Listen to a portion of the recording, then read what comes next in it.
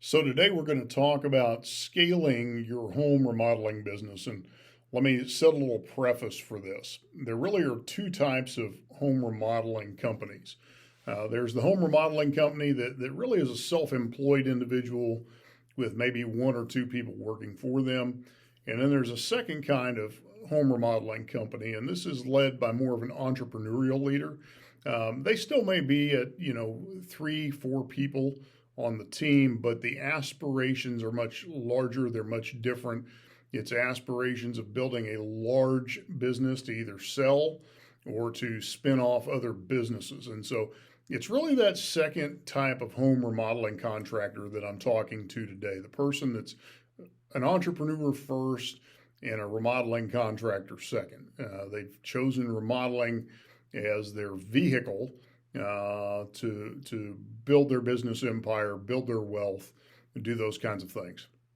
So today I'm just going to give you some tips, give you some guidance on some things you can do to scale. This comes from working with a lot of different contractors through the years. And these are some things I hope you'll find helpful. We want to make this a piece that you can use and implement. So the first thing you need to do is you just need to deepen your understanding of the market. Understanding your market is key to identifying those threats, those opportunities, knowing what your next best step should be. So the way you do that, first and foremost, is you want to conduct market research. Use platforms like SurveyMonkey to gather customer feedback. And so understanding customer preferences will help you tailor your service to better meet market demand. You also want to identify industry trends. You can use resources like NAHB reports to stay informed about what's happening in the industry, how things are shifting. This can inform you about new technologies or methods that competitors are going to be using and get you ahead of that competition. You want to analyze your competitors. This is a key piece.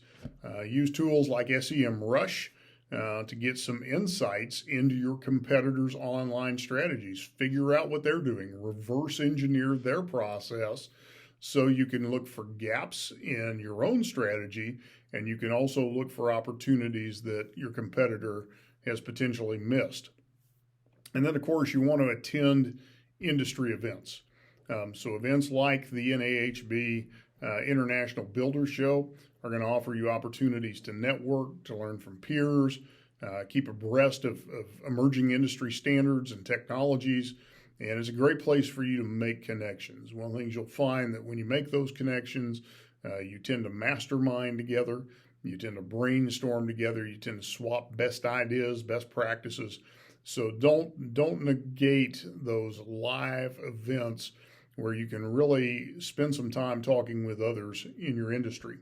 Now, the second thing you want to focus on if you're going to scale is enhanced internet marketing strategies. Because a strong online presence is going to be key to not only attracting, but retaining a modern customer base. In today's world, everybody is multiple modality. They're on their phones, they're on their iPads, they're on their laptops, they're using voice activated devices.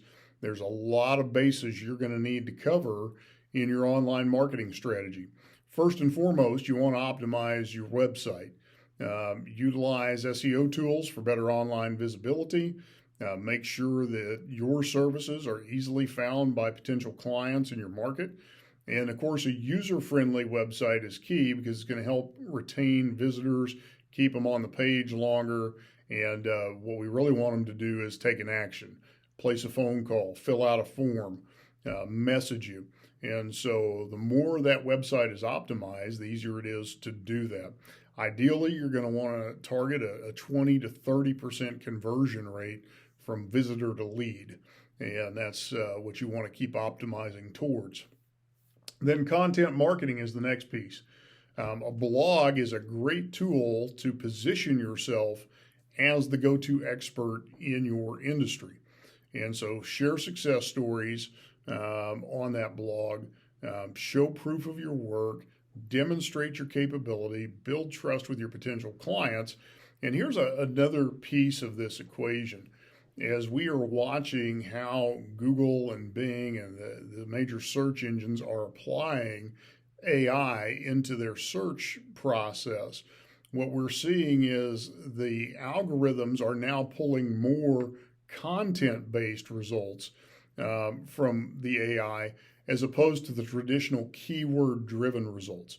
So, the more content you can create, the better off you're going to be, especially in this AI driven search environment that we're entering into.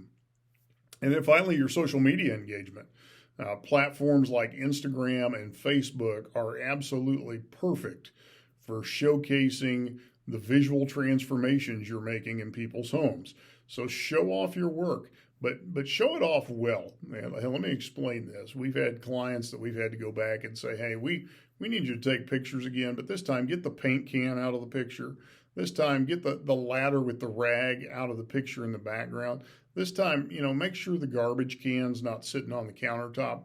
So think through this strategically. Think of this like your promo brochure. When you take that picture, make sure you've got good lighting. Make sure you stage that environment a little bit. And let me emphasize this. A set of studio lights will cost you less than $100. Probably a good investment if you want to take better pictures. Bring your studio lights in when you are finished with a project. Take those photos and start to put those out in your social media universe and into your advertising. What that's going to do is it's going to draw more people to you because it's going to excite their imagination. And so what it'll do is it will engage your audience and it will begin to develop that brand loyalty that you're going to need to scale up. Then, of course, you want to diversify your services. One of the things that you've heard all your life is don't put your eggs in one basket. And so the key to building a long-term business is looking for those diversification opportunities. And so expanding your service opportunities will allow you to tap into new markets, new customers. So look at some new services that you could add. Are there some complementary services that you could add? Are you maybe needing to look at adding a handyman division to your company? Do you need to look at adding a heating, air, and plumbing company or an electrical company to the mix of the services that you offer? Look for opportunities to diversify. This could also include some of the remodeling services that you offer, energy efficient renovations or home automation. Those are things that people are really starting to look at. It may be a place for you to create another profit center for yourself. And then, of course, training and certification. Make sure that your team is trained on these new services. Make sure they're up to date. Make sure certifications are up to date. This not only improves the service quality, but it also improves the morale of the team, and it gives your consumer greater confidence in using your services because now you have validation to back up your expertise. You want to leverage a CRM in your customer relationships. And if you're not sure what a CRM is, that means customer relationship management. And so effective CRM systems will enhance customer satisfaction and retention. Most of them will offer some automation to help you in those customer touches. But you want to implement a CRM system. A tool like Salesforce can help manage your customers' data. It can track interactions. It can personalize the marketing efforts, giving your customers just a better experience overall. And then, of course, you do want to track those customer interactions in Facebook. Collecting and analyzing feedback is absolutely essential for continuous improvement. And what it'll do is it'll help you fine tune your services to better meet the needs of your customers. And so let's talk about this for a second as well. To scale, you've really got to know your data. You've got to know your numbers. You've got to know your feedback. You've got to know what your strong points, your weak points are. That's going to be key for you. Next piece in scaling up is find those strategic networking and partnerships opportunities. And so one of the things you'll find is that oftentimes your diversification, your opportunities come about just simply because of the relationship you have with someone else. And so what happens is those relationships can lead to new opportunities. It can lead to opportunities to partner or collaborate. So you want to build the industry contacts, so form connections with other contractors, other suppliers, and then you also want to join local business groups. Participate in that BNI, that Rotary Club, the chamber, whatever it is you decide, because it's going to increase your visibility, but it's also going to open doors to you for more local projects because now you have relationship behind it. Remember, people like to do business with those that they know, like, and trust. And so the more you can become a well-known individual in your community with those who are going to have the kind of work you're looking for, the better off you're going to be long term. Number 6, you want to focus on operational efficiency and the utilization of tools. And so one of the first things we would recommend is that you adopt some type of project management software. Use tools like Asana or Trello for better project management and tracking. In our own business, we use ClickUp, and then we use Slack for communication. And that's part of this next point: streamline your processes. Automation can reduce time spent on these repetitive tasks and allow your team to focus on the things that are more critical. And so use the automation, use the project management software, use the efficient communication tools to make you more efficient, much more effective, help you not to overlook things that can become problem points later. Number 7, you want to invest in your team and your culture. So a well-trained and motivated team is essential to deliver high-quality services to your customers. So number 1, encourage professional development. Continuous learning is going to ensure that your team is up to date with the latest practices, standards, and they're going to deliver a better quality of service overall. And then you want to foster a positive work environment. A supportive culture encourages the team to collaborate, to innovate, and it's going to be key to business growth. It's who you surround yourself with that is going to help you scale up. One of the things that you often see with business owners, a lot of business owners can move things for a while with brute force.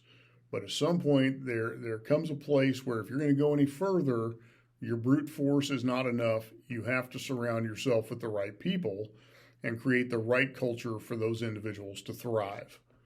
You want to look at your financial management systems. Sound financial management and planning are part of what's going to undergird your business expansion. So first and foremost, develop a financial plan. Have a clear roadmap. That's going to help you to strategically allocate resources for your growth initiatives. It's going to help you maintain your financial health.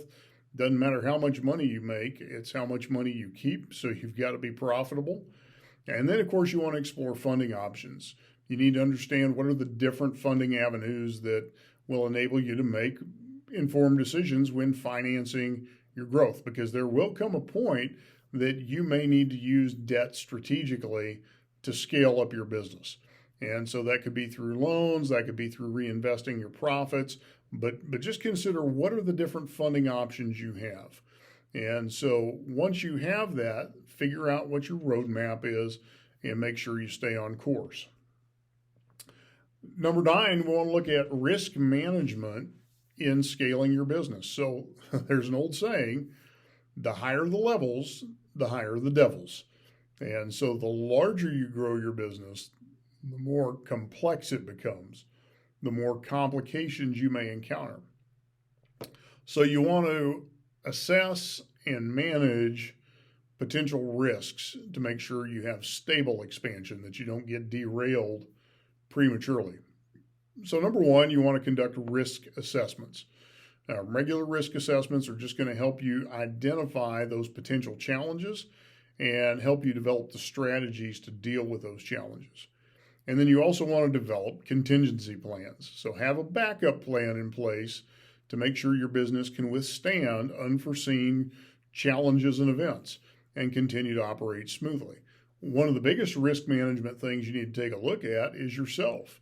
What happens if you're out of the picture for a while?